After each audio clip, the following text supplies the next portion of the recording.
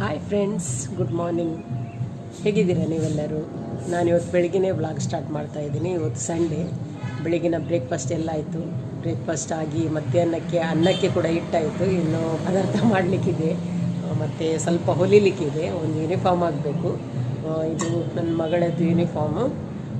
ಇವತ್ತಿದು stitch ಮಾಡಿ ಆಗಬೇಕಂದ್ರೆ ಮೊದಲನೇ ಯೂನಿಫಾರ್ಮ್ ಎಲ್ಲ ಅವಳಿಗೆ ತುಂಬ ಟೈಟ್ ಆಗುತ್ತೆ. ಆದ ಕಾರಣ ಈಗ ಹೊಸತೊಂದು ತಂದಿದ್ದೀನಿ, ಹೊಲಿಬೇಕು ಅಂತ ಈಗ ಕೂತಿದ್ದೀನಿ. ಇದು ಸ್ಟಿಚ್ ಮಾಡಿ ಆದಮೇಲೆ ಮಧ್ಯಾಹ್ನಕ್ಕೆ ಪದಾರ್ಥ ಪಲ್ಯ ಎಲ್ಲ ಆಗಬೇಕು. ಮಧ್ಯಾಹ್ನಕ್ಕೆ ಏನು ಪದಾರ್ಥ ಮಾಡೋದು ಅಂತೇಳಿ ನೋಡಬೇಕಷ್ಟೇ. ಅದನ್ನು ನಾನು ನಿಮ್ಮ ಜೊತೆಗೆ ಶೇರ್ ಮಾಡಿಕೊಳ್ತಾ ಇದ್ದೀನಿ ಫ್ರೆಂಡ್ಸ್. ಅದೇ ರೀತಿ ಫ್ರೆಂಡ್ಸ್, ನೀವು ನನ್ನ ಚಾನಲನ್ನು ನೋಡೋದು ಮೊದಲ ಬಾರಿಯಾಗಿದ್ದರೆ ಪ್ಲೀಸ್ ನನ್ನ ಚಾನಲನ್ನು ಸಬ್ಸ್ಕ್ರೈಬ್ ಮಾಡಿ ಹಾಗೂ ನನಗೆ ಸಪೋರ್ಟ್ ಮಾಡಿ. ನೋಡಿ ಫ್ರೆಂಡ್ಸ್, ಇದು ನನ್ನ ಮಿಷಿನ್. ಇದು ತಗೊಂಡು ತುಂಬ ವರ್ಷ ಆಯಿತು. ನಾನು ಇದಕ್ಕೆ ಒಂದು ಮೋಟ್ರನ್ನು ಕೂಡ ಫಿಕ್ಸ್ ಮಾಡಿದ್ದೀನಿ. ಈ ಮೋಟ್ರ್ ಫಿಕ್ಸ್ ಮಾಡಿದ ಮೇಲೆ ನನಗೆ ಸ್ಟಿಚಿಂಗ್ ತುಂಬ ಸುಲಭ ಆಗ್ತದೆ, ಫಾಸ್ಟಾಗಿ ಸ್ಟಿಚ್ ಮಾಡಲಿಕ್ಕಾಗ್ತದೆ. ನಾನು ಮೊದಲು ತುಂಬ ಸ್ಟಿಚ್ ಮಾಡ್ತಿದ್ದೆ, ಆದರೆ ಈಗ ಹೊರಗಿಂದ ಯಾರದ್ದು ನಾನು ಬಟ್ಟೆ ತೊಗೊಳ್ಳೋದಿಲ್ಲ. ಸಾಕಾಗುತ್ತೆ ಹೊಲಿಲಿಕ್ಕೆ, ಬೆನ್ನು ಬಚ್ಚುತ್ತೆ. ಆದ ಕಾರಣ ಅದನ್ನೆಲ್ಲ ಬಿಟ್ಟಿದ್ದೀನಿ. ಈಗ ನಮ್ಮ ಮನೆಯದ್ದು ಹಾಗೂ ಕೆಲವರು ದಿನ ತಂದು ಕೊಡೋರು, ಕೆಲವರು ತಂದಿಟ್ಟು ಹೋಗ್ತಾರೆ, ಅವರಿಂದ ಮಾತ್ರ ನಾನು ತೊಗೊಳ್ತಾ ಇದ್ದೀನಿ. ಅಂಥವರದ್ದು ನಾನು ಬ್ಲೌಸ್, ಚೂಡಿದಾರ್ ಎಲ್ಲ ಹೊಲಿದು ಕೊಡ್ತಾ ಇದ್ದೀನಿ. ಅದೇ ರೀತಿ ಮನೆಯ ಕೆಲಸ ಎಲ್ಲ ಆಗಿಯೇ ನನಗೆ ಸ್ಟಿಚಿಂಗಿಗೆ ಕೂತ್ಕೊಳ್ಬೇಕು. ಆದ ಕಾರಣ ಟೈಮ್ ಕೂಡ ಸಾಕಾಗ್ತಿಲ್ಲ. ಆದರೆ ಇವತ್ತು ಸಂಡೇ, ಇವಳು ಯೂನಿಫಾರ್ಮ್ ಆಗಲೇಬೇಕು ಇವತ್ತು. ಆದ ಕಾರಣ ಇದನ್ನು ಹೊಲಿಲಿಕ್ಕೆ ನಾನು ಕೂತ್ಕೊಂಡಿದ್ದೀನಿ. ಹಾಗಾದರೆ ಬನ್ನಿ ಫ್ರೆಂಡ್ಸ್, ನೋಡೋಣ ನಾನು ಹೊಲಿಯೋದನ್ನು.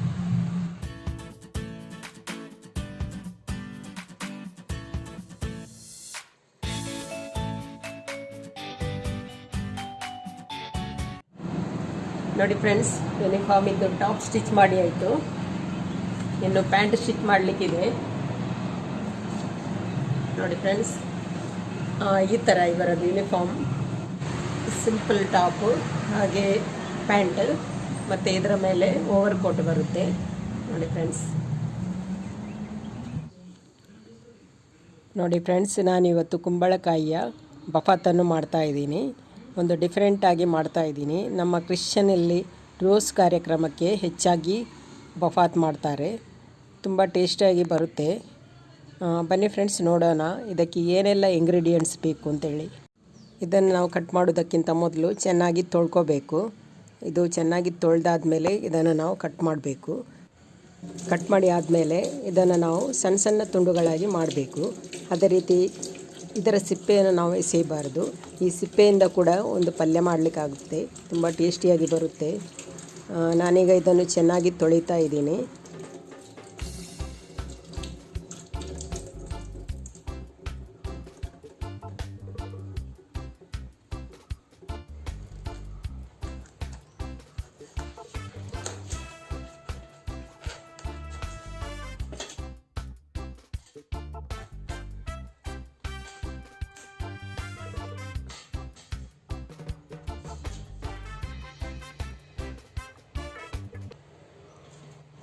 ನೋಡಿ ಫ್ರೆಂಡ್ಸ್, ಕುಂಬಳಕಾಯಿ ಕಟ್ ಮಾಡಿ ಆಯಿತು.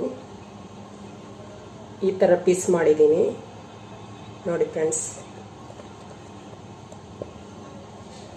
ಈಗ ನಾನಿದನ್ನು ಬೇಯಿಸ್ಲಿಕ್ಕೆ ಇಡ್ತಾ ಇದ್ದೀನಿ. ಫ್ರೆಂಡ್ಸ್, ನಾನಿದನ್ನು ಮಣ್ಣಿನ ಪಾತ್ರೆಯಲ್ಲಿ ಬೇಯಿಸ್ಲಿಕ್ಕೆ ಇಡ್ತಾ ಇದ್ದೀನಿ. ಮಣ್ಣಿನ ಪಾತ್ರೆಯಲ್ಲಿ ಮಾಡಿದರೆ ಆರೋಗ್ಯಕ್ಕೂ ಒಳ್ಳೆಯದು ಹಾಗೂ ರುಚಿಯೂ ತುಂಬ ಜಾಸ್ತಿ ಆಗುತ್ತೆ. ಇದಕ್ಕೆ ಸ್ವಲ್ಪ ನಾನು ಅರಿಶಿನವನ್ನು ಹಾಕಿ, ರುಚಿಗೆ ತಕ್ಕಷ್ಟು ಉಪ್ಪನ್ನು ಹಾಕಿ, ಅದಕ್ಕೆ ಬೇಕಾಗುವಷ್ಟು ನೀರನ್ನು ಹಾಕ್ಕೊಂಡು ಇದನ್ನು ಸ್ವಲ್ಪ ಬೇಯಿಸ್ತಾ ಇದ್ದೀನಿ. ಜಾಸ್ತಿ ಸಾಫ್ಟ್ ಆಗುವ ತನಕ ಇದನ್ನು ಬೇಯಿಸೋದು ಬೇಡ. ಆಮೇಲೆ ಒಂದು ಮುಚ್ಚಳವನ್ನು ಮುಚ್ಚಿ ಇದನ್ನು ಬೇಯಿಸ್ಲಿಕ್ಕೆ ಇಡ್ತಾ ಇದ್ದೀನಿ. ನಾನಿಲ್ಲಿ ಒಲೆಯಲ್ಲಿ ಮಾಡ್ತಾ ಇದ್ದೀನಿ. ಇದು ನಮ್ಮದು ಅಸ್ತ್ರ ಒಲೆ, ಈ ಥರ ಇದೆ. ನಾನು ಹೆಚ್ಚಾಗಿ ಅನ್ನವನ್ನು, ಪದಾರ್ಥವನ್ನು ಅಸ್ತ್ರ ಒಲೆಯಲ್ಲೇ ಮಾಡೋದು. ಆದ ಕಾರಣ ಮಣ್ಣಿನ ಮಡಕೆಯಲ್ಲಿ ಮಾಡೋದು. ನೋಡಿ ಫ್ರೆಂಡ್ಸ್, ಇದು ಈಗ ಬೆಂದಿದೆ. ಇಷ್ಟು ಬೆಂದರೆ ಸಾಕು. ಈಗ ನಾವು ಇದನ್ನು ಸಪ್ರೇಟ್ ಮಾಡಬೇಕು. ಇದರ ನೀರನ್ನು ನಾವು ಯೂಸ್ ಮಾಡೋದು ಬೇಡ. ನಾನಿಲ್ಲಿ ಸಾಸಿವೆ, ಕರಿಮೆಣಸು, ಸಕ್ಕರೆ, ಕೊತ್ತಂಬರಿ ಕಾಳು, ವಿನೆಗರ್, 4 ಏಲಕ್ಕಿ, 5 ಲವಂಗ, 1 ತುಂಡು ಚಕ್ಕೆ ಹಾಗೂ ಸ್ವಲ್ಪ ಬೆಳ್ಳುಳ್ಳಿಯನ್ನು ತಗೊಂಡಿದ್ದೀನಿ. ಕರಿಬೇವು, 2 ಕಾಯಿಮೆಣಸು, ಹಾಗೆ 3 ದೊಡ್ಡ ಗಾತ್ರದ ಈರುಳ್ಳಿಯನ್ನು ತಗೊಂಡಿದ್ದೀನಿ, 1 ತುಂಡು ಶುಂಠಿ, ಹಾಗೂ 1 ತೆಂಗಿನಕಾಯಿಯ ಹಾಲನ್ನು ತಗೊಂಡಿದ್ದೀನಿ. ಇಲ್ಲಿ ತೆಂಗಿನಕಾಯಿಯ ಮೊದಲನೇ ಹಾಗೂ ಎರಡನೇ ಹಾಲು ಅಂತ 2 ವಿಧವಾಗಿ ತೆಗೆದಿದ್ದೀನಿ. ಸ್ವಲ್ಪ ಜೀರಿಗೆ ಹಾಗೂ ಸ್ವಲ್ಪ ಎಣ್ಣೆಯನ್ನು ಕೂಡ ನಾನು ತಗೊಂಡಿದ್ದೀನಿ. ಕಾಳುಮೆಣಸು, ಕೊತ್ತಂಬರಿ ಹಾಗೂ ಜೀರಿಗೆಯನ್ನು ನಾವು ಸ್ವಲ್ಪ ಫ್ರೈ ಮಾಡಿ ತಗೊಳ್ಬೇಕು. ಫ್ರೈ ಆದಮೇಲೆ ನಾವು ಇದನ್ನು ಮಿಕ್ಸಿ ಜಾರಲ್ಲಿ ಹಾಕಿ ನೈಸಾಗಿ ಗ್ರೈಂಡ್ ಮಾಡಿಕೊಳ್ಬೇಕು.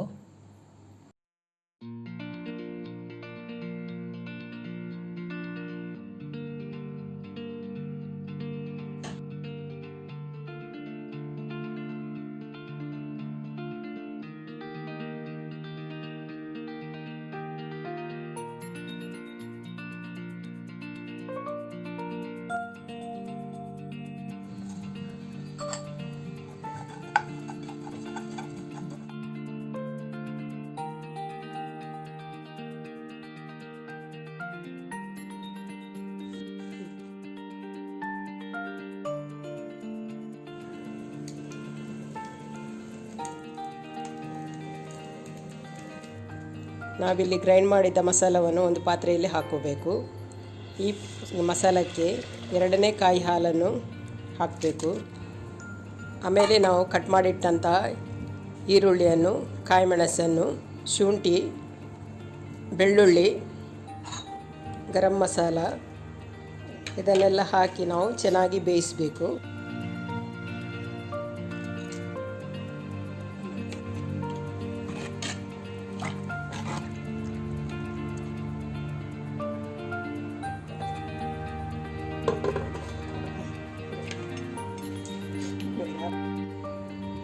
ಈಗ ಇಲ್ಲಿ ಈರುಳ್ಳಿ ಬೆಳ್ಳುಳ್ಳಿ ಚೆನ್ನಾಗಿ ಬೆಂದಿದೆ. ಇದಕ್ಕೆ ನಾವು ಬೇಯಿಸಿಟ್ಟಂತಹ ಕುಂಬಳಕಾಯಿಯನ್ನು ಹಾಕಬೇಕು.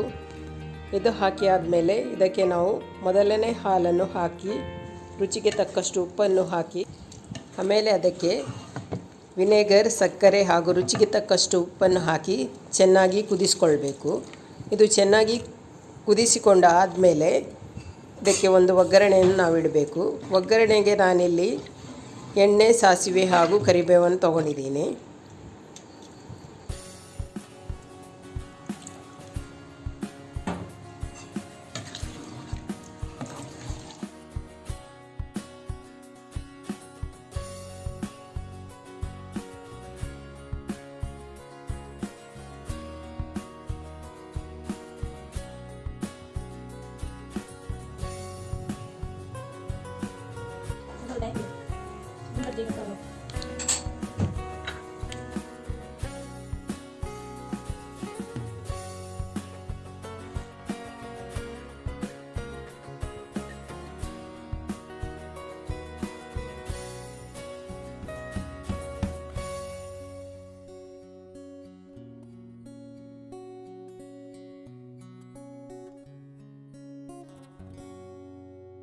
ಫ್ರೆಂಡ್ಸ್, ನಾನೀಗ ನಮ್ಮ ವಾಳೆಯ ಒಂದು ಮನೆಗೆ ಹೋಗ್ತಾ ಇದ್ದೀನಿ. ಆ ಮನೆಯಲ್ಲಿ ಪ್ರೇಯರ್ ಹಾಗೂ ವಾಳೆಯ ಗುರಿಕಾರರನ್ನು ನೇಮಕ ಮಾಡುವುದಿದೆ. ಅದೇ ರೀತಿ ಪ್ರತಿನಿಧಿಯನ್ನು ಕೂಡ ನೇಮಕ ಮಾಡುವುದಿದೆ. ನಾನೀಗ ಅಲ್ಲಿಗೆ ಹೋಗ್ತಾ ಇದ್ದೀನಿ. ಅಲ್ಲಿಗೆ ಹೋಗಿ ಬಂದ ಮೇಲೆ ನಾನು ನಿಮಗೆ ಸಿಗ್ತೀನಿ. ನಾನೀಗ ಅಲ್ಲಿಗೆ ಹೋಗಿ ಬಂದೆ. ವಾಳೆಯ ಗುರಿಕಾರ ಹಾಗೂ ಪ್ರತಿನಿಧಿಯನ್ನು ನೇಮಿಸಿ ಆಯಿತು. ಅದೇ ರೀತಿ ಪ್ರೇಯರ್ ಕೂಡ ಆಯಿತು. ಒಬ್ಬರನ್ನು ವಾಳೆಯ ಗುರಿಕರಾಗಿ ನೇಮಕ ಮಾಡಿ ಆಯಿತು. ಅದೇ ರೀತಿ ಪ್ರತಿನಿಧಿಯಾಗಿ ನಾನು ಮತ್ತು ಇನ್ನೊಬ್ಬರನ್ನು ನೇಮಕ ಮಾಡಿದರು. ಪ್ರತಿನಿಧಿಗಾಗಿ ಮಾಡಿದ ಎಲೆಕ್ಷನ್ನಲ್ಲಿ ನಾನು ವಿನ್ ಆದೆ. ನನ್ನ ಹೆಸರು ಬಂತು. ಆದ ಕಾರಣ ನಾನು ಮುಂದಿನ 5 ವರ್ಷದ ಅವಧಿಗೆ ನಾನು ಪ್ರತಿನಿಧಿಯಾಗಿ ನೇಮಕ ಆದೆ. ಅಂದರೆ ನಮ್ಮ ಕ್ರಿಶ್ಚಿಯನ್ ಇದರಲ್ಲಿ ಇಷ್ಟೇ ಕುಟುಂಬಕ್ಕೆ ಅಂತೇಳಿ ಒಂದೊಂದು ವಾಳೆ ಇರುತ್ತೆ. ವಾಳೆ ಅಂದರೆ ವಾರ್ಡ್. ಆ ವಾರ್ಡಿನಲ್ಲಿ 1 ಗುರಿಕಾರ, 2 ಪ್ರತಿನಿಧಿ ಹಾಗೂ 1 ಸಹಾಯಕ ಅಂತೇಳಿ ಇರ್ತಾರೆ. ಇದಕ್ಕಿಂತ ಮೊದಲು ಕೂಡ 5 ವರ್ಷ ನಾನಾಗಿದ್ದೆ. ಈ ಸಲ ಕೂಡ ನಾನೇ ಸಿಲೆಕ್ಟ್ ಆದೆ. ಅದೇ ರೀತಿ ಫ್ರೆಂಡ್ಸ್, ನೀವು ನನ್ನ ಚಾನಲನ್ನು ನೋಡೋದು ಮೊದಲ ಬಾರಿಯಾಗಿದ್ದರೆ ಪ್ಲೀಸ್ ನನ್ನ ಚಾನಲನ್ನು ಸಬ್ಸ್ಕ್ರೈಬ್ ಮಾಡಿ ಹಾಗೂ ಸಪೋರ್ಟ್ ಮಾಡಿ. ಫ್ರೆಂಡ್ಸ್, ನಿಮಗೆ ಈ ವಿಡಿಯೋ ಇಷ್ಟವಾಗಿದ್ದಲ್ಲಿ ಪ್ಲೀಸ್ ಲೈಕ್ ಮಾಡಿ, ಕಮೆಂಟ್ ಮಾಡಿ ಹಾಗೂ ನನ್ನ ಚಾನಲನ್ನು ಸಬ್ಸ್ಕ್ರೈಬ್ ಮಾಡಿ. ಇನ್ನೊಂದು ಹೊಸ ವಿಡಿಯೋದೊಂದಿಗೆ ನಾನು ನಿಮಗೆ ಸಿಗ್ತೀನಿ. ಅಲ್ಲಿ ತನಕ ಬಾಯ್.